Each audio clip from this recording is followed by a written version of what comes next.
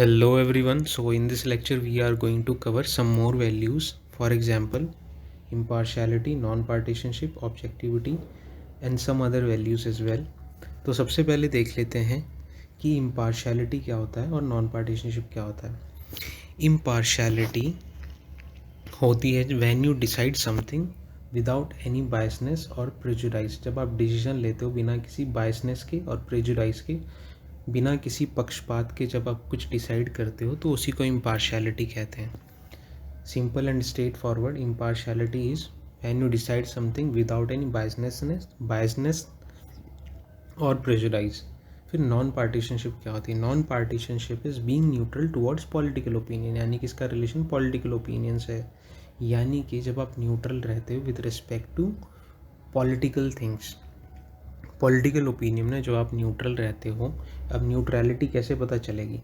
जब civil servant कोई political colour को शो नहीं करता, किसी एक पॉलिटिकल पार्टी की तरफदारी ना करता हो या फिर कुछ और दूसरी तरफ जब सिविल सर्वेंट इम्पार्शियल सजेशन दे टू पॉलिटिकल एग्जीक्यूटिव, यानी कि किसी भी ऐसा ना हो कि किसी एक पार्टी को ही अच्छे से सजेशन दे रहा है और दूसरी पार्टी को नहीं दे रहा. For example cabinet secretary. Cabinet secretary जो होंगे गवर्नमेंट में, चाहे कोई भी सरकार आए, बीजेपी, आप, कांग्रेस, कुछ भी आए, जो कैबिनेट सेक्रेटरी होंगे उनको हमेशा ही इम्पार्शियल सजेशंस देने होंगे पॉलिटिकल एग्जीक्यूटिव को, और ना वो कोई पॉलिटिकल कलर को शो करेंगे. So this is non partisanship. अब इन्हीं दोनों से रिलेटेड एक चीज़ है, वो है न्यूट्रलिटी. कभी कभी कन्फ्यूजन हो जाता है कि न्यूट्रलिटी इनमें से ही कोई एक है या फिर इनसे अलग है या फिर इन्हीं के अंदर है. तो न्यूट्रलिटी को अच्छे से समझ लेते हैं. Neutrality is like inactive state. Neutrality जो है इनएक्टिव स्टेट है और ये जो दोनों हैं ये एक्टिव स्टेट है. इसको इस तरीके से समझें कि इन दोनों के लिए न्यूट्रलिटी होना बहुत ज़रूरी है. इट इज़ लाइक एक ग्राउंड की तरह है न्यूट्रलिटी, जिसके ऊपर बहुत सारे प्ले हो रहे हैं, फुटबॉल, क्रिकेट, हॉकी. तो न्यूट्रलिटी इस ग्राउंड की तरह है, जिसकी वजह से जो बेसिस है इन सारे मैचेस का, इम्पार्शियलिटी, नॉन पार्टीशनशिप या और भी बहुत सारी वैल्यूज़. बट बेसिकली जब हम बात करते हैं इम्पार्शियलिटी और नॉन पार्टीशनशिप की, उनके पीछे जो वैल्यू है, उनका जो ग्राउंड हो, बेसिस क्या है? न्यूट्रलिटी ही है. लेकिन न्यूट्रलिटी इनएक्टिव स्टेट है, ये शो नहीं होती. न्यूट्रलिटी का मतलब बीइंग न्यूट्रल. अब जब बात होगी एक्टिव स्टेट की, तब बात होगी इम्पार्शियलिटी की, नॉन पार्टीशनशिप की. बिकॉज जब इम्पार्शियलिटी की बात होती है तो यहाँ पे आप डिसाइड कर रहे होते हो और वो डिसीजन दिखाई देता है. नॉन पार्टीशनशिप में भी क्लियरली दिखाई देता है जब आप इम्पार्शियल सजेशंस देते हो या फिर कोई भी पॉलिटिकल कलर को शो नहीं करते हो.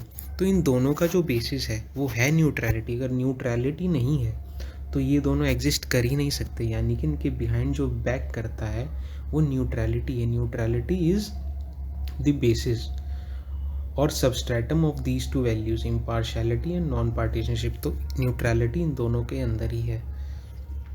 अब बात कर लेते हैं ऑब्जेक्टिविटी की. ऑब्जेक्टिविटी क्या होता है? Following define standards, decision based on merit, rational, logical, consistent decision. यानी कि जब आप रैशनली, लॉजिकली कुछ डिसाइड करते हो on the basis of some standards या फिर मेरिट के बेसिस पे, यानी कि एब्स्ट्रैक्ट डिसीजन आप नहीं लेते या फिर अपनी मर्जी से आप डिसीजन नहीं लेते, उसी को ऑब्जेक्टिविटी कहा जाता है. So this is all about impartiality, non-partisanship, neutrality and objectivity. अब इसके बाद हम देखते हैं accountability, answerability and responsibility. इनके अंदर क्या रिलेशन है? अब इसको सिंपली समझें. रिस्पॉन्सिबिलिटी सबसे पहले आती है, उसके बाद आंसरेबिलिटी होती है, उसके बाद ही अकाउंटेबिलिटी आती है. तो यानी कि रिस्पॉन्सिबिलिटी पहले, उसके बाद आंसरेबिलिटी, फिर अकाउंटेबिलिटी. ये एक लेवल है. इस तरीके से इनके बीच में रिलेशन है. अब इसको समझने के लिए सबसे पहले एग्जाम्पल देख लेते हैं. लाइन हम बाद में पढ़ेंगे. एग्जाम्पल है जो अभी मोरबी ब्रिज का केस हुआ था गुजरात के अंदर, उसको समझते हैं. उस ब्रिज को बनाने का जो टेंडर या फिर जो भी कॉन्ट्रैक्ट मिला था वो किसी कंपनी को मिला था. I am not mentioning the name of company here.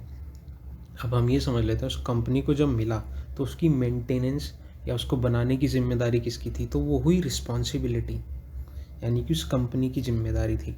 अब मॉरबी ब्रिज टूट जाता है, वो क्यों टूटता है, किस वजह से टूटता है, उसके बाद जो आंसरेबिलिटी होगी वो कौन देगा? आंसरेबिलिटी किसकी बनती है? जवाबदेही जिसको कहते हैं, वो उसी कंपनी की बनेगी। इट इज़ वेरी ऑब्वियस, जिसकी रिस्पॉन्सिबिलिटी है उसी की आंसरेबिलिटी बनेगी। लेकिन रिस्पॉन्सिबिलिटी पहले होती है, आंसरेबिलिटी बाद में आती है। अब सपोज़ आंसरेबिलिटी, वो कंपनी जिम्मेदार है, अब उसकी जवाबदेही है। अगर उसके बाद कुछ ना हो, सपोज़ उसने बोल दिया हाँ मेरी वजह से और इन वजह से हो, यहाँ तक अगर चीज़ ख़त्म हो जाए, चीज़ें ख़त्म हो जाए, रुक जाए, तो ये अकाउंटेबिलिटी नहीं है। अकाउंटेबिलिटी तब कही जाती है जब उस जवाबदेही के बाद, जब पता लगने के बाद भी कि इसकी गलती और इस फॉल्ट की वजह से ये हुआ, उसके ऊपर कोई एक्शन हो। अगर कोई एक्शन होता है, कोई स्क्रूटनी होती है, तब उसको अकाउंटेबिलिटी कहा जाएगा। यानी कि आंसरेबिलिटी के बाद अगर उसके ऊपर कोई एक्शन लिया जाता है तो उसी को अकाउंटेबिलिटी कहा जाएगा। यानी कि आंसरेबिलिटी फॉर डिसीजन टेकन के बाद अगर submission to highest form of scrutiny होता है, उसी को अकाउंटेबिलिटी कहा जाता है। तो इन तीनों के अंदर रिलेशन था। आई होप कि अब इनमें से आपको कभी कन्फ्यूजन नहीं होगी कि रिस्पॉन्सिबिलिटी, आंसरेबिलिटी और अकाउंटेबिलिटी क्या है। अब इसके बाद हम देख लेते हैं डेडिकेशन टू पब्लिक सर्विस। अब डेडिकेशन टू पब्लिक सर्विस के अंदर अगर आपको इसको इन केस अगर एग्ज़ाम में आ जाता है कि क्या होता है dedication to public service, it is inner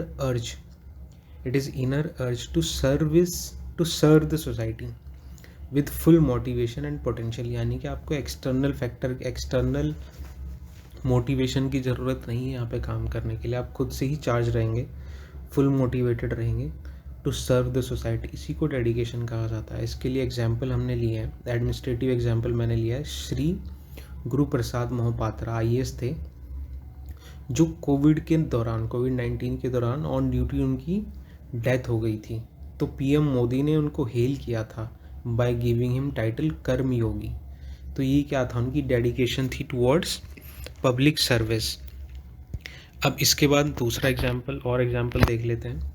example है ई श्रीधरन, जिनको मेट्रो मैन के नाम से भी जानते हैं। इन्होंने क्या किया था, जो दिल्ली मेट्रो का प्रोजेक्ट था उसको 3 साल पहले ही, मतलब जो शेड्यूल टाइम था उससे 3 साल पहले ही कंप्लीट कर लिया था। तो ये भी डेडिकेशन ही थी, तभी उन्होंने कंप्लीट कर लिया था। और एक इम्पॉर्टेंट चीज़ और इसमें ये है कि जब दिल्ली मेट्रो का कंस्ट्रक्शन हो रहा था तो उसमें बहुत सारी लीगल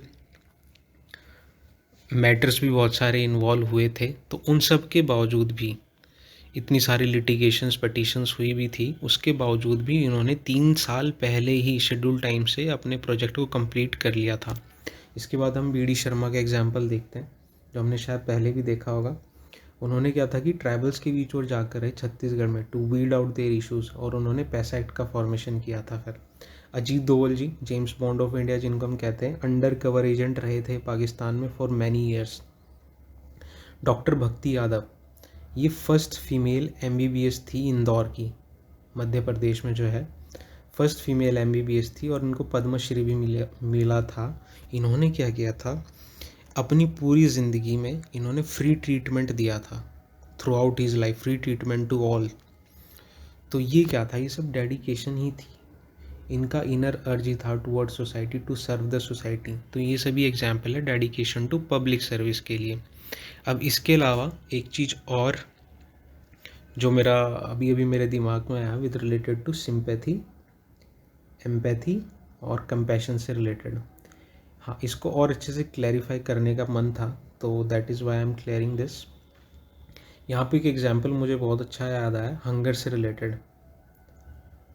अब सिंपैथी क्या होगी, सपोज़ हमें पता चलता है कि कुछ लोग, या फिर इंडिया में बहुत सारे लोग ऐसे हैं जिनको रात को खाना ही नहीं मिलता, या दिन में एक ही बार खाना मिलता है, दोपहर रात को वो ऐसे ही रह जाते हैं, या फिर कभी सुबह नहीं मिलता है, यानी कि 3 टाइम की बजाय उन्हें एक ही टाइम खाना मिल पाता है। ये सिचुएशन है हमारे इंडिया के अंदर। अब ये हुई सिंपैथी कि हमें बड़ा दुख फील हुआ कि हाँ यार बहुत दुख की बात है कि ऐसा हो रहा है हमारी कंट्री में। सो दिस इज़ सिंपैथी, हम समझ पा रहे हैं कि हाँ ऐसा हो रहा तो बड़ी दुख की बात है। एम्पैथी क्या होगी, एम्पैथी वो होगी जिस दिन आप खुद अगर 2 टाइम भूखे रहो और कई दिनों तक ऐसे ट्राई करके देखो, और जब आपको पता चले कि क्या बीतती होगी उनके ऊपर जो इस तरीके से भूखे रहते हैं, और हम फिर भी खाना वेस्ट कर देते हैं घरों में कई बार।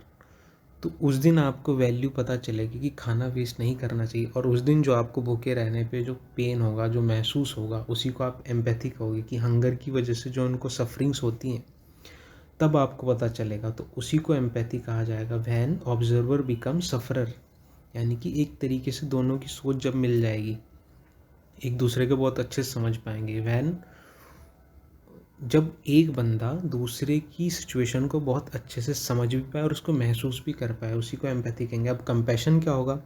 अगर आप इस चीज़ को इतना समझ चुके हैं तो एम्पैथी के बाद आप कोशिश करोगे कि खाना ना वेस्ट हो, और ये भी कोशिश करोगे कि हो सके कि आप कई सारे लोगों को प्रोवाइड करवा पाओ फूड, या फिर कुछ ऐसी मैल प्रैक्टिसेस को कम, करप्शन को कम करवा पाओ, जिसके बाद ये हो कि कम से कम कुछ लोगों को तो खाना अवेलेबल हो सके।